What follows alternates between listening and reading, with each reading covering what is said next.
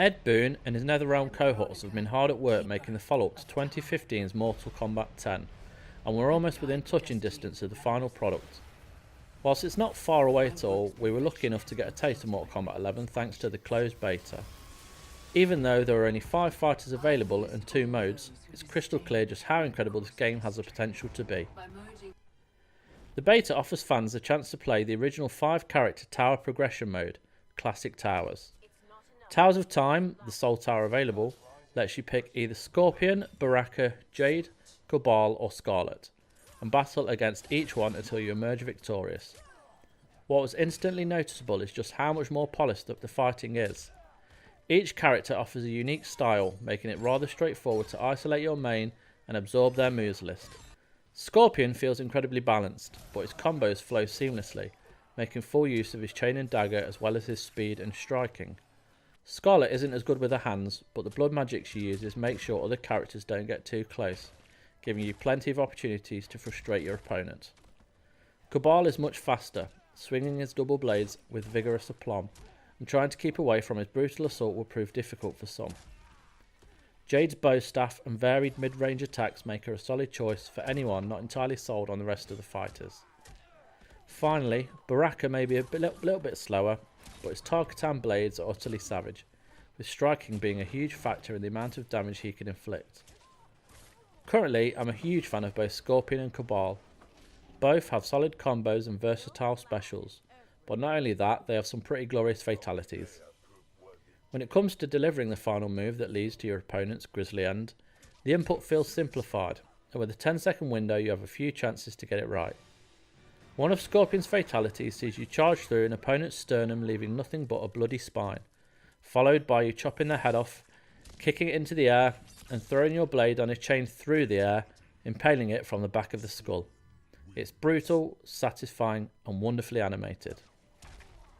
Mortal Kombat 11 is visually appealing in every way. From the amount of detail in each stage to the way you paint the screen with blood, NetherRealm Studios has made something truly special for those that adore gore and severed body parts. X-ray attacks show every broken bone and swollen organ thanks to the blunt force trauma you inflict, and a final blow mechanic showcases a heavy combo in gorgeous cinematic style. This final blow helps to level the playing field. It's activated in the same way Injustice 2 gave each character a super move when pressing the 2 trigger buttons together, except this time it can only be used once in every match. There's a real sense of satisfaction upon victory because you'll only succeed if you utilise every facet of your fighter's arsenal. Simple strikes, special moves and your final blow will help, but knowing how to use them is where the skill lies. And making use of the air and environment will also aid you in a fight. Pressing R1 at certain points in combat will allow you to rip off parts of the scenery, kick your opponent's head into nearby objects such as a car and a cactus, or even allow you to run up the walls and jump off for a brief respite. There are plenty of elements to Mortal Kombat 11 that you must learn in order to win. The other mode available was online matchmaking, and for saying it's a beta, I managed to find an opponent sharpish without any lagging whatsoever.